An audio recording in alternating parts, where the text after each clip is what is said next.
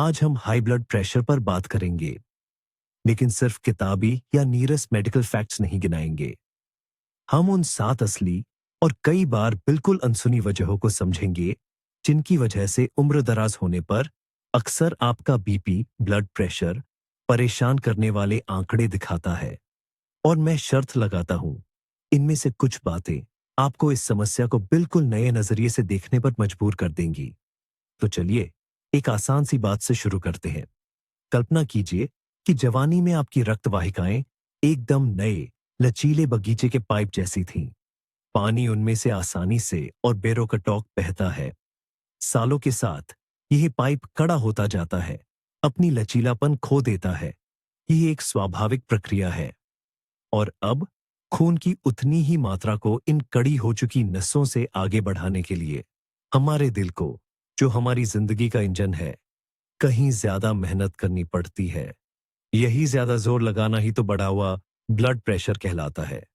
पर नसों का उम्र के साथ सख्त होना तो बस हिमखंड, आइसबर्ग का सिरा है।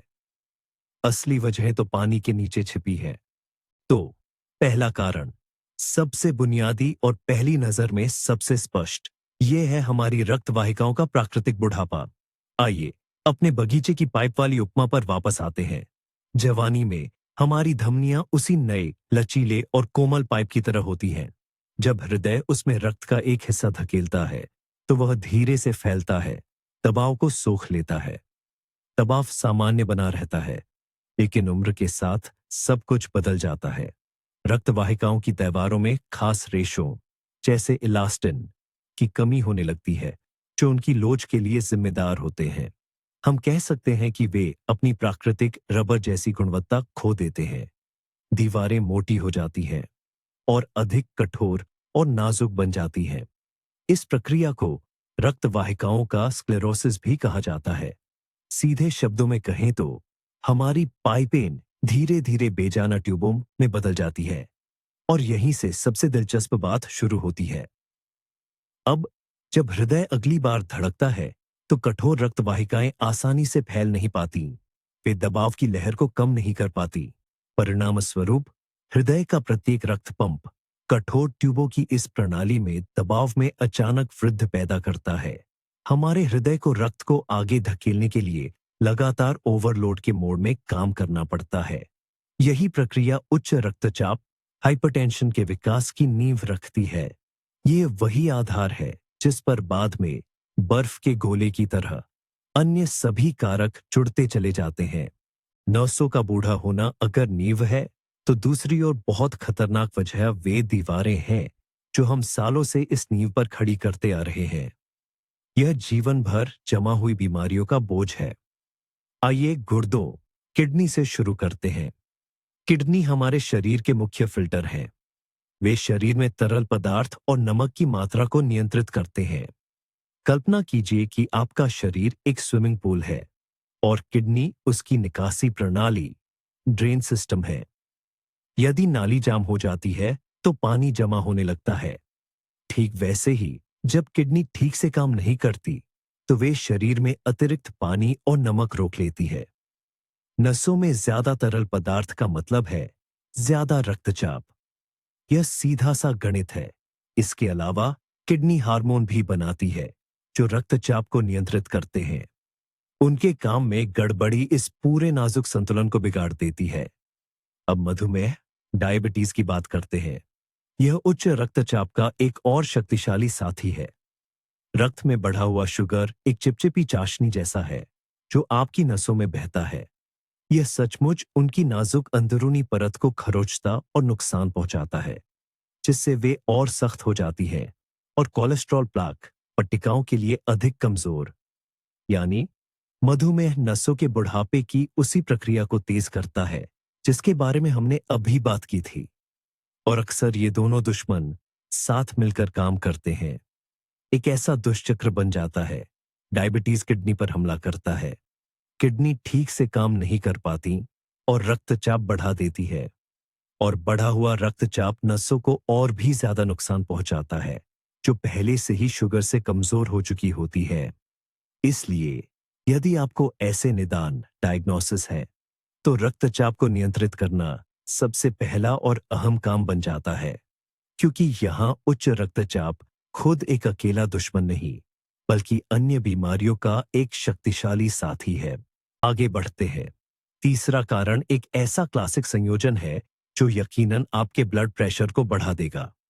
यह बात है कि हम क्या खाते हैं और हम अपने पसंदीदा सोफे से कितनी बार उठते हैं। शुरुआत खाने से करते हैं, खासकर नमक से।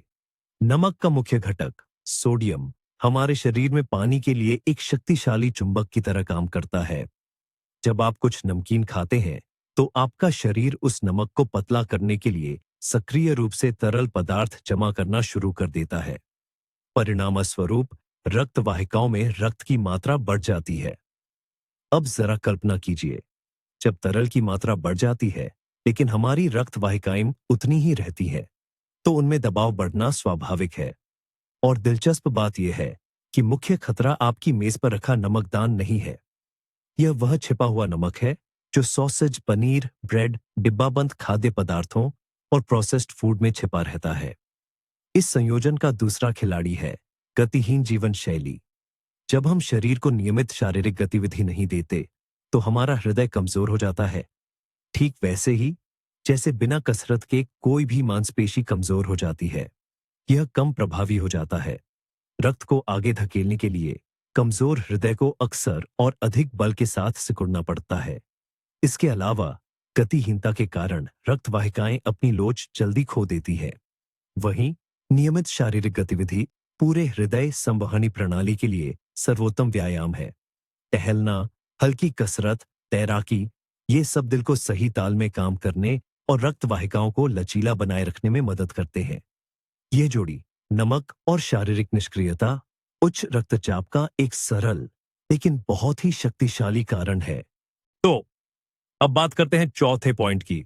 और हां दोस्तों, यह सिर्फ वजन की मशीन पर दिखने वाला कोई आंकड़ा नहीं है। यह है अतिरिक्त वजन, यानी मोटापा। याद है आपको स्कूल में हम कैसे भारी भरकम किताबों वाले बस्ते अपनी पीठ पर लादे रहते थे? तो बस आपका हर एक अतिरिक्त किलो उसी बस्ते जैसा है जिसे आपके दिल को ढोना पड़ता है। फर्क बस इतना है कि ये बोझ कुछ घंटों का नहीं बल्कि 24 घंटे का है, बिना किसी छुट्टी या त्योहार के। और बात यही खत्म नहीं होती। अतिरिक्त चर्बी सिर्फ कोई बेजान बोझ नहीं है, ये एक जीवित ऊतक है जिसे पोषण की जरूरत होती है। इसे रक्त पहुंचाने के लिए हमारे शरीर को नई रक्त वाहिकाओं का एक पूरा जाल बनाना पड़ता है। सचमुच हजारों किलोमीटर लंबी अतिरिक्त नसें। सोचिए जरा, दिल को इस विशाल फैले हुए सिस्टम में रक्त को धकेलना पड़ता है। नतीजतन हमारे मोटर यानी दिल पर दबाव कई गुना बढ़ जाता है। इतना ही नहीं, चर्बी, खासकर पेट पर जमा होने वाली चर्बी, एक असली हार्मोन फैक्ट्री होती है। ये ऐसे पदार्थ पैदा करती है जो रक्त वाहिकाओं को सिकोड़ते हैं और शरीर में लगातार धीमे धीमे सूजन बनाए रखते हैं। यानी एक तो दिल को ज्यादा रक्त को ज्यादा लंबे रास्ते से पंप करना पड़ता है, ऊपर से इस रास्ते पर मौजूद पाइप यानी नसें खुद ही सिकुड़ जाते हैं। ये हमारी हृदय रक्त संचार प्रणाली पर दोहरा हमला है। इसीलिए वजन में थोड़ी सी भी लेकिन लगातार कमी आपके दिल को बहुत बड़ी राहत दे सकती है। तो अब हम पांचवें कारण पर आ गए हैं, और ये वो चीज है जिसे अक्सर लोग बस घबराहट या मानसिक तनाव कहकर टाल देते हैं। लेकिन असल में ये एक बेहद शक्तिशाली कारक है जो सीधे हमारी रक्त वाहिकाओं पर असर डालता है। हम बात कर रहे हैं लंबे समय तक रहने वाले तनाव, क्रॉनिक स्ट्रेस और खराब नींद की। जरा सोचिए, क्या होता है जब आप किसी चीज से डर जाते हैं या बहुत ज्यादा चिंतित हो जाते हैं? आपका दिल जोर जोर से धड़कने लगता है, हथेलियों में पसीना आने लगता है। ये तनाव वाले हार्मोन एड्रेनालाइन और कॉर्टिसोल का काम है। इनका मुख्य उद्देश्य शरीर को लड़ो या भागो, फाइट ऑन फ्लाइट के सिद्धांत पर कार्रवाई के लिए तैयार करना है। और इनकी एक सबसे अहम भूमिका है रक्त वाहिकाओं को तेजी से संकुचित करना, ताकि रक्तचाप बढ़ जाए और खून मांसपेशियों की ओर जाए। जंगली जीवन में यह जान बचाने वाला काम था। एक शिकारी को देखा, रक्तचाप बढ़ गया और आप भाग गए, उसके बाद शरीर शांत हो गया और रक्तचाप सामान्य हो गया। लेकिन आज की आधुनिक जिंदगी में हमारे शिकारी बच्चों की लगातार चिंताएं, पैसों की परेशानियां, टीवी पर आने वाली बुरी खबरें हैं और ये 5 मिनट में गायब नहीं हो जाते। इसका मतलब है कि हमारा शरीर लगातार भले ही बहुत ज्यादा नहीं, लेकिन पुरानी क्रोनिक युद्ध तैयारी की स्थिति में रहता है। तनाव वाले हार्मोन लगातार बनते रहते हैं और रक्त वाहिकाओं को आराम करने का समय ही नहीं मिलता। वे हर समय सिकुड़ी हुई तनावग्रस्त अवस्था में रहती हैं और अब इसमें खराब नींद को भी जोड़ दें। रात में गहरी नींद के दौरान रक्तचाप स्वाभाविक रूप से कम होना चाहिए। शरीर आराम करता है और खुद की मरम्मत करता है। लेकिन अगर आप ठीक से नहीं सोते, करवटें बदलते रहते हैं या चिंतित विचारों से जाग जाते हैं, तो ये कमी नहीं आती। आपकी हृदय संवहनी प्रणाली, कार्डियोवैस्कुलर सिस्टम, पूरी रात बिना रुके काम करती रहती है। यह ऐसा है जैसे आप हफ्तों तक इंजन बंद किए बिना कार चला रहे हो। ऐसे में घिसाव बहुत तेजी से होता है। इसीलिए शांति और अच्छी नींद कोई विलासिता नहीं, बल्कि आपके दिल के लिए जीवन रक्षक दवाएं हैं। तो हमारा छठा अपराधी, जिस पर अक्सर किसी का ध्यान नहीं जाता, वह वहीं छिपा है जहां हम उसकी सबसे कम उम्मीद करते हैं, हमारी अपनी घरेलू दवाइयों की अलमारी में। जी हाँ, आज हम बात करेंगे कुछ ऐसी दवाइयों की। ये सुनकर आपको शायद थोड़ा अजीब लगे, पर जिन दवाइयों को आप एक समस्या से राहत पाने के लिए लेते हैं, वही चुपचाप दूसरी समस्याएं खड़ी कर सकती है। खासकर आपका ब्लड प्रेशर बढ़ा सकती है। इसका यह मतलब बिल्कुल नहीं कि दवाइयां खराब है या आपके डॉक्टर ने कोई गलती की है। बस बात इतनी है कि कई दवाइयों के दुष्प्रभाव, साइड इफेक्ट्स होते हैं, जिनके बारे में हमें पता होना जरूरी है। तो हमारे मुख्य संदिग्ध कौन कौन से हैं? सबसे पहले आते हैं कुछ non steroidal anti inflammatory drugs या एनएसएड्स, जिन्हें अक्सर लोग जोड़ों के दर्द, कमर दर्द या सिर दर्द में राहत के लिए लेते हैं। उदाहरण के लिए आइबुप्रोफेन या डाइक्लोफेनाक। ये दवाइयां शरीर में सोडियम और पानी को जमा कर सकती हैं और जैसा कि हम जानते हैं, इससे ब्लड प्रेशर बढ़ जाता है। एक और वर्ग है कुछ डिकंजेस्टेंट्स का, जो अक्सर सर्दी और जुकाम की दवाइयों में पाए जाते हैं। वही ड्रॉप्स जो झट से आपकी बंद नाक खोल देती है। ये नाक की रक्त वाहिकाओं को सिकोड़कर काम करती है, लेकिन इनका यह असर पूरे शरीर पर भी फैल सकता है। यहाँ तक कि कुछ हर्बल दवाइयां भी, जो देखने में बिल्कुल हानिरहित लगती है, ब्लड प्रेशर पर असर डाल सकती हैं। उदाहरण के लिए मुलेठी की जड़, जिसे खांसी के सिरप और चाय में इस्तेमाल किया जाता है, या सेंट जॉन्स वॉट। ये समझना बहुत जरूरी है। यह बिल्कुल भी नहीं कह रहा कि आप तुरंत अपनी सारी दवाइयां फेंक दें। कदापि नहीं। यह केवल जागरूकता बढ़ाने और सावधानी बरतने का एक संदेश है। अगर आप नियमित रूप से कोई दवा ले रहे हैं और आपको लगे कि आपका ब्लड प्रेशर बढ़ रहा है, तो ये आपके डॉक्टर से इस बारे में बात करने का एक गंभीर कारण है। हो सकता है कि वह आपके लिए कोई ऐसी दूसरी दवा सुझा सके जो आपके ब्लड प्रेशर पर इतना असर न डाले। और आखिर में सातवां कारण, जो शायद सबसे कम नजर आने वाला, सबसे सूक्ष्म और शायद सबसे दुखद भी है, और वह है अकेलापन। जी हाँ, आपने सही सुना। यह महज कोई रूपक या सुंदर शब्द नहीं है। सामाजिक अलगाव एक बेहद शक्तिशाली जैविक तनाव का कारण है, जो सीधे सीधे हमारे दिल और रक्त वाहिकाओं के स्वास्थ्य को तबाह कर देता है। और आज विज्ञान इस बात को अकाट्य रूप से साबित कर चुका है।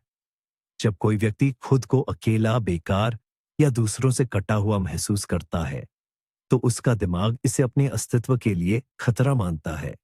ठीक वैसे ही जैसे प्राचीन काल में कोई शिकारी जानवर खतरा होता था, और इस खतरे के जवाब में शरीर वही लड़ो या भागो, फाइट और फ्लाइट प्रतिक्रिया शुरू कर देता है, जिसकी हमने पहले बात की थी। तनाव वाले हार्मोन का उत्पादन शुरू हो जाता है, शरीर में सूजन का स्तर बढ़ जाता है और रक्त वाहिकाएं सिकुड़ जाती है। लेकिन किसी शिकारी से सामना होने के उलट, अकेलापन एक ऐसी स्थिति है जो महीनों और सालों तक चल सकती है। इसका मतलब है कि व्यक्ति लगातार और अंदरूनी तनाव के मोड में जी रहा होता है। उसकी हृदय वाहिका प्रणाली कभी भी पूरी तरह से आराम नहीं कर पाती। अकेलापन सिर्फ तब नहीं होता जब आप अपने अपार्टमेंट में अकेले हों। आप लोगों से घिरे हुए भी पूरी तरह से अकेला महसूस कर सकते हैं। और वहीं आप अकेले रह रहे हों, लेकिन आपके दोस्त हों, शौक हों, आप नियमित रूप से अपने प्रियजनों से फोन पर बात करते हो और खुद को इस दुनिया का हिस्सा महसूस करते हो। और यहीं पर ब्लड प्रेशर की गोलियां बेअसर हो जाती हैं। वे अस्थायी रूप से रक्त वाहिकाओं को चौड़ा कर सकती हैं, लेकिन वे मूल कारण को दूर नहीं कर सकती।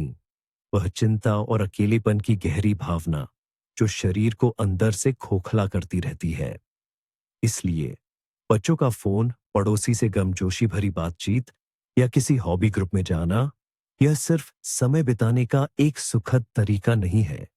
एक बुजुर्ग व्यक्ति के लिए यह उतना ही जरूरी इलाज है जितना कि उच्च रक्तचाप की दवाएं।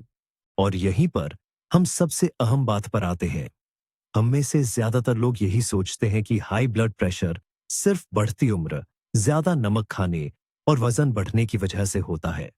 लेकिन जरा आखिरी 3 बातों पर ध्यान दीजिए। तनाव, दवाएं और अकेलापन। ये सिर्फ संख्याएं नहीं है, ये हमारी जिंदगी की गुणवत्ता से सीधे तौर पर जुड़े हैं। खास तौर पर आखिरी 2 बातें बहुत अहम है। एक ऐसी स्थिति की कल्पना कीजिए, कोई व्यक्ति जोड़ों के दर्द से राहत पाने के लिए दवाएं ले रहा है, लेकिन वही दवाएं धीरे धीरे उसका ब्लड प्रेशर बढ़ा रही है। वह एक ऐसे दुष्चक्र में फंसा है जहां उसे समझ ही नहीं आ रहा कि घीलती कहां हो रही है। ये आपकी तय की गई दवाइयों को छोड़ने की अपील बिल्कुल नहीं है। नहीं, ये आपके डॉक्टर से बात करने की सलाह है। हमेशा दवाओं के साइड इफेक्ट्स के बारे में पूछे और एक व्यापक समाधान खोजे। और अकेलापन, यह सिर्फ उदासी नहीं है।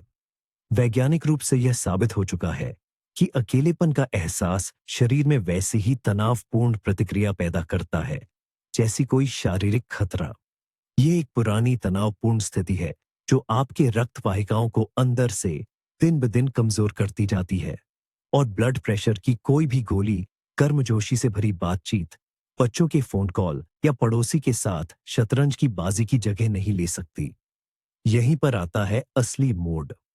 हमारी मानसिक स्थिति सीधे तौर पर हमारे शरीर को सुधारती या बिगाड़ती है। तो बुढ़ापे में हाई ब्लड प्रेशर कोई सजा नहीं है और न ही सिर्फ बूढ़ा होना है। यह एक जटिल संकेत है जो हमारा शरीर हमें दे रहा है। यह इस बात का संकेत है कि हमें सिर्फ अपनी डाइट ही नहीं, बल्कि अपनी भावनाओं, सामाजिक दायरे और ली जा रही दवाओं की लिस्ट पर भी फिर से विचार करने की जरूरत है। इस महत्वपूर्ण वीडियो को अंत तक देखने के लिए धन्यवाद। अगर यह आपके लिए उपयोगी था, तो कृपया लाइक करें और हमारे चैनल को सब्सक्राइब करें ताकि आप नए विश्लेषणों को न छोड़ दें। अब आपके लिए एक सवाल, इन 7 कारणों में से कौन सा आपके लिए सबसे बड़ी खोज या जानकारी रहा? या हो सकता है कि आपने अपने अनुभव से किसी और कारण का सामना किया हो जिसके बारे में हमने उल्लेख नहीं किया। इसके बारे में कमेंट्स में लिखें। आपका अनुभव दूसरों की मदद कर सकता है।